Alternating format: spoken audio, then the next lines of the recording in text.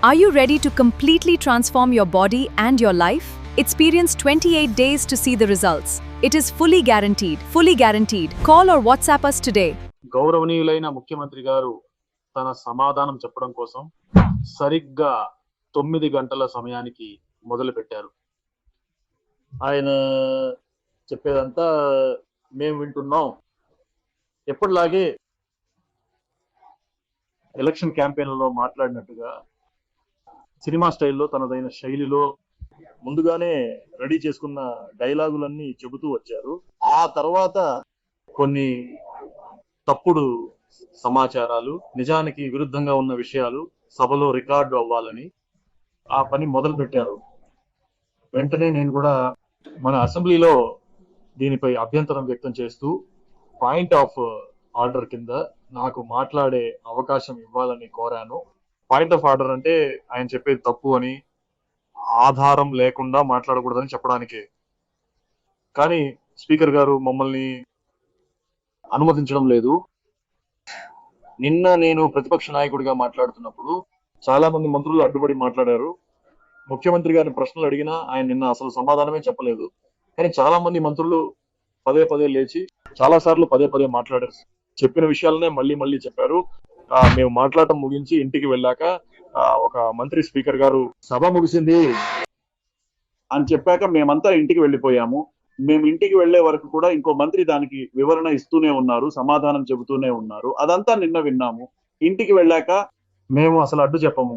నిన్న నేను మాట్లాడుతున్నప్పుడు చాలా మంది మంత్రులు అడ్డుపడడం మీరు చూసే ఉంటారు. కానీ ఈ రోజు ముఖ్యమంత్రి గారు వాస్తవ విరుద్ధమైన విషయాలు చెబుతున్నప్పుడు దాన్ని ఖండిస్తూ మాట్లాడటానికి ఏ ఆధారంతో మాట్లాడుతున్నారని అడిగారు. ముఖ్యమంత్రి గారు చెప్పే విషయాలు పరిధి దాటిపోతున్నప్పుడు నేను లేచి ముఖ్యమంత్రి గారు ఏ ఆధారంతో మాట్లాడారు, ఆధారం ఉంటే చూపించండి అని అడిగాను. కానీ ఎలాంటి ఆధారాలు చూపించలేదు. కానీ స్పీకర్ గారు ముఖ్యమంత్రి గారు మళ్ళీ మాట్లాడతారని అనుమతించారు. ముఖ్యమంత్రి గారు ఈ రోజు ఒక స్క్రిప్ట్ పట్టుకొని ఇక్కడికి వచ్చారు. ఆ స్క్రిప్ట్ చదవడం అయిపోయే వరకు నేను ఎవరికి సమాధానం చెప్పను అన్నట్టుగా ఉంది ఆయన ధోరణి. ఆ సీన్ లోని డైలాగ్ మొత్తం పూర్తి చేసే వరకు ఎవరు కూడా కట్ చెప్పకూడదు అన్నట్టుగా. షూటింగ్ కి వెళ్తే ఆయన ఎలా ఉంటారో సరిగ్గా అలాగే అదే విధంగా ఈరోజు అసెంబ్లీని ఒక షూటింగ్ స్పాట్ లాగా ఆయన మార్చి చూపించారు. నిన్న నేను అన్ని ప్రశ్నలు అడిగితే అప్పుడు ఏ ఒక్క మాట కూడా మాట్లాడని ముఖ్యమంత్రి గారు ఈ రోజు మాత్రం ఆ డైలాగ్ అంతా ఒప్ప చెప్పడానికి వచ్చి దాన్ని పూర్తిగా చేసేశారు. మీరు కూడా వరుసగా చూస్తూనే మీడియా మరియు విలేకరులు ఆయనను ప్రశ్నలు అడుగుతున్నప్పుడు మీరు ఎన్నో దృశ్యాలను తీస్తున్నారు. ఆయన మీకు సమాధానం చెప్పడం లేదు. అటు అసెంబ్లీలో మాకు కూడా సమాధానం చెప్పడం లేదు. ఒక ముఖ్యమంత్రిగా మేము ఆయన నుండి ఆశించేది ఏమిటంటే, మేము అడిగేది కేవలం ప్రజల ప్రశ్నలే. విలేకరులు అడిగేటటువంటి ప్రశ్నలకు ఒక ముఖ్యమంత్రి బాధ్యతాయుతంగా సమాధానం చెప్పాలి. మేము ఆశించేది అదే, ఇతర జిల్లాల వారు ఆశించేది కూడా అదే. కానీ వీటన్నిటికీ మించి ఏం జరిగినా సరే డిఎంకే మీద నిందలు వేయడమే ఒక పనిగా ఈ ప్రభుత్వానికి ఒక అలవాటుగా మారిపోయింది అని చెప్పాలి. అందుకే నేను మీడియా ద్వారా ముఖ్యమంత్రిని కోరుతున్నాను. నిన్న నేను చాలా ప్రశ్నలు అడిగాను. వాటిలో కొన్నింటిని ఇక్కడ మళ్ళీ అడగాలనుకుంటున్నాను. గవర్నర్ గారు అసెంబ్లీ వచ్చినప్పుడు ఒక సంప్రదాయం ఉంటుంది. ఆ సంప్రదాయం ఉల్లంఘించబడింది. గవర్నర్ గారు అసెంబ్లీకి వచ్చినప్పుడు మొదట తమిళ తాయి వాస్తు చివరగా కార్యక్రమం ముగిసేటప్పుడు జాతీయ గీతం పాడాలి అని అంతా రావాలి. కానీ ఈసారి గవర్నర్ వచ్చినప్పుడు నిబంధనలు ఉల్లంఘించి జాతీయ గీతాన్ని 2 సార్లు ఎందుకు పాడారు అని నేను ప్రశ్నించాను. ఇందులో తప్పేముందని నన్ను అడిగారు. నేను చెప్పాను, తప్పు అని కాదు, మీరు ముందుగా తమిళ గీతాన్ని పాడారు, కానీ జాతీయ గీతాన్ని 2 సార్లు పాడారు. మరి అలాంటప్పుడు తమిళ గీతాన్ని కూడా 2-3 సార్లు పాడించాల్సింది కదా అని నేను అడిగాను. దానికి సమాధానం చెప్పాలి. ఇందులో ఎలాంటి రాజీ, మీరు గవర్నర్ మధ్య ఎలాంటి ఒప్పందం కుదిరిందని నేను అడిగాను. దానికి ఎలాంటి సమాధానం లేదు. ఆయన ఏమన్నారంటే, కలైంజర్ గారి చిత్రపట ఆవిష్కరణకు రాష్ట్రపతి వచ్చినప్పుడు కూడా మీరు ఇలాగే చేశారు అన్నారు. ముఖ్యమంత్రికి కనీస నిబంధనలు కూడా తెలియకపోవడం చాలా విచారకరం. రాష్ట్రపతి వచ్చినప్పుడు ఆయనకు ఒక ప్రత్యేక నిబంధన ఉంటుంది, కానీ గవర్నర్కి అలా ఉండదు. రాష్ట్రపతికి ఉండే నిబంధనల ప్రకారమే ఆ రోజు జాతీయ గీతాన్ని పాడారు. అలాగే నేనే ముఖ్యమంత్రి పథకం ద్వారా దాదాపు 41 లక్షల మంది విద్యార్థులు ప్రయోజనం పొందారు, ఎన్నో విజయాలు సాధించారు. అలాంటి పథకాన్ని మీరు ఎందుకు నిలిపివేశారు? నేను అడిగిన ప్రశ్నకు వాళ్ళు ఏమాత్రం ఆధారం లేకుండా, సరైన సమాధానం చెప్పకుండా, ఇష్టం వచ్చినట్లు ఏవేవో ఆరోపణలు చేస్తున్నారు. విద్యుత్ కోతలకు సంబంధించి అడిగిన ప్రశ్నలన్నిటికీ మళ్ళీ సమయం కావాలని అడుగుతున్నారు. ఆ నిందను కూడా డిఎంకే మీద వేస్తూ ఫ్యూజ్ క్యారియర్లు పీకేసి వెళ్లిపోయారని అంటున్నారు. అలా చెబుతున్నారు. ఏ రకమైన ప్రశ్నకు ఒక స్పష్టమైన సమాధానం లేదు. పంట రుణాల మాఫీ గురించి, రైతు పోరాటం గురించి అడిగితే రైతులందరినీ డిఎంకే పార్టీయే ప్రజల్ని రెచ్చగొట్టి ఈ పోరాటాల్లో పాల్గొనమందని ముఖ్యమంత్రి రైతుల పోరాటాన్ని కించపరిచారు. ఈ ఉదయం కూడా టీవీలో చూస్తే తిరువల్లూరు జిల్లాలో రైతులు ఇంకా నిరసనలు చేస్తున్నారు. ఈ రైతుల పోరాటానికి డిఎంకే పార్టీనే వెనకుండి కారణమని మన ముఖ్యమంత్రి గారు అంటున్నారు. నీచంగా కించపరుస్తూ మాట్లాడుతున్నారు. అలాగే శాంతి భద్రతల సమస్య కూడా, దానికి కూడా మళ్ళీ టైం ఇవ్వండి అనే సమాధానమే. డీజీపీ నియామకం ఎందుకు జరగలేదని అడుగుతున్నారు. సరే, మేము చేయలేదనుకుందాం, అందుకే కదా ప్రజలు మిమ్మల్ని ఎన్నుకున్నారు, మార్పు తీసుకొస్తామని చెప్పారు కదా, ఒక్క రోజులోనే అన్నింటినీ మార్చేస్తామని చెప్పారు కదా, అధికారంలోకి వచ్చిన మరుక్షణమే అంతా మార్చేస్తామని చెప్పారు కదా. మరి ఈ 40 రోజుల్లో మీ పోలీస్ డిపార్ట్మెంట్ ఏం ఉద్ధరిస్తోంది అనేది మేము అడుగుతున్న ప్రశ్న. ప్రతిరోజు హింసాత్మక ఘటనలు పెరుగుతూనే ఉన్నాయి. ఒక్క రోజు 24 ఘటనలు జరిగాయి.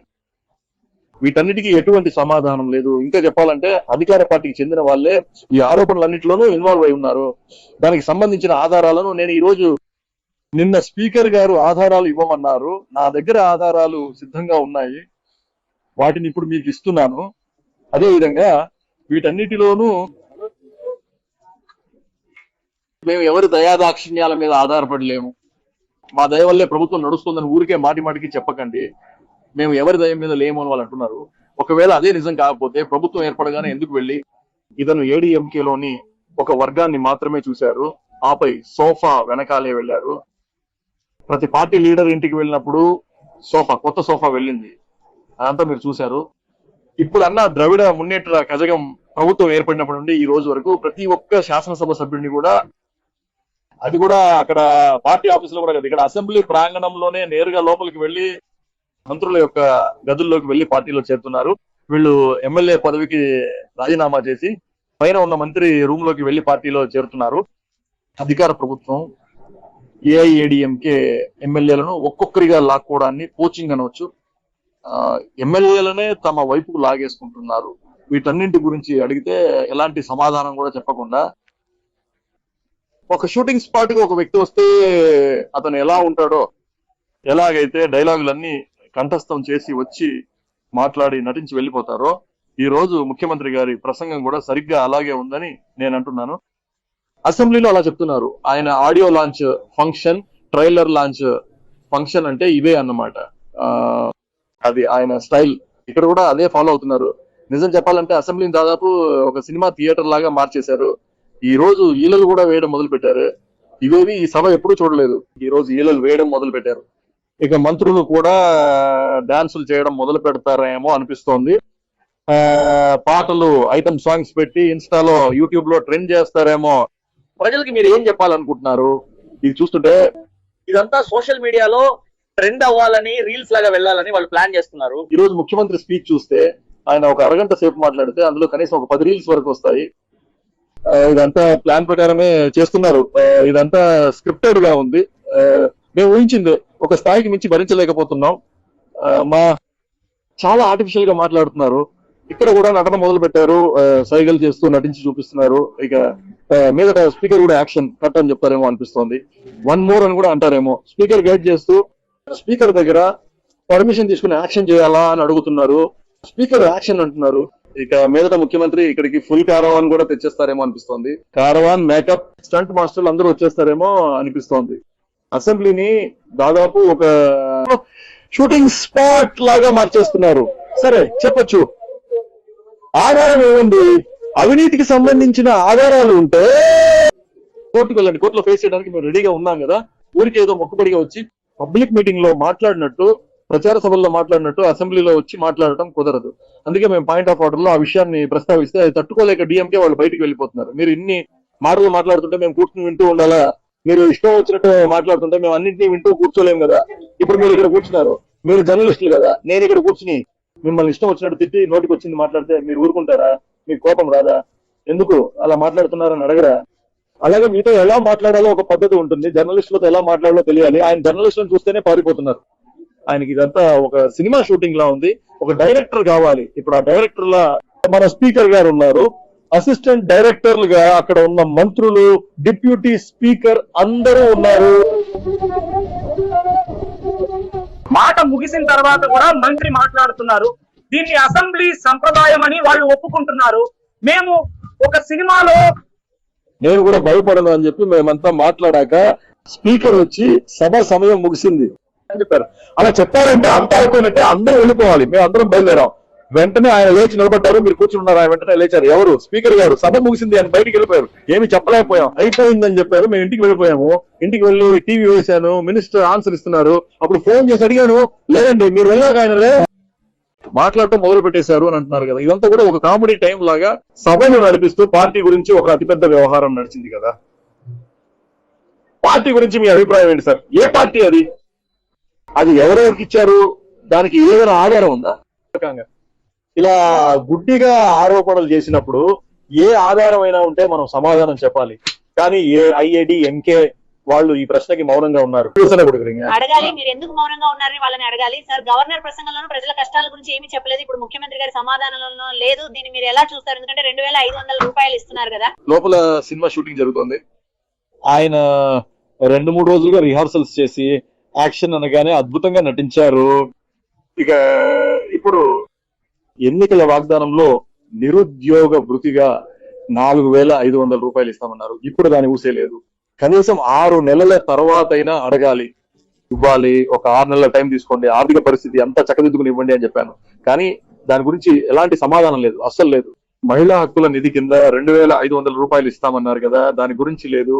6 గ్యాస్ సిలిండర్లు ఇస్తామన్నారు, దాని గురించి అసలు నోరు విప్పలేదు. ఆయన ఇలాంటి ఎలక్షన్ ప్రామిసెస్ గురించి అస్సలు మాట్లాడలేదు. డిఎంకే ప్రభుత్వ పథకాలు కొనసాగుతున్నాయి. మహిళలకు 1000 రూపాయల గౌరవ వేతనం ప్రోత్సాహం ఇచ్చారు. తమిళ పుదుమై పెన్ అనే స్కీమ్ కూడా కంటిన్యూ అవుతూనే ఉంది. వేరే ఏ కొత్త స్కీమ్స్ కూడా అనౌన్స్ చేయలేదు. సింగ పెన్ అని ఒకటి స్టార్ట్ చేశారు. ఇప్పుడు వాళ్ళు కూడా చూస్తే ముఖ్యమంత్రి స్టైల్లో షూటింగ్స్ చేసి రీల్స్ అన్ని కూడా పెట్టడం మొదలు పెట్టారు. ఈ ప్రభుత్వం ఒక జోక్ లాగానో లేదా ఒక సినిమా షూటింగ్ లాగానో మనకు అనిపిస్తుంది.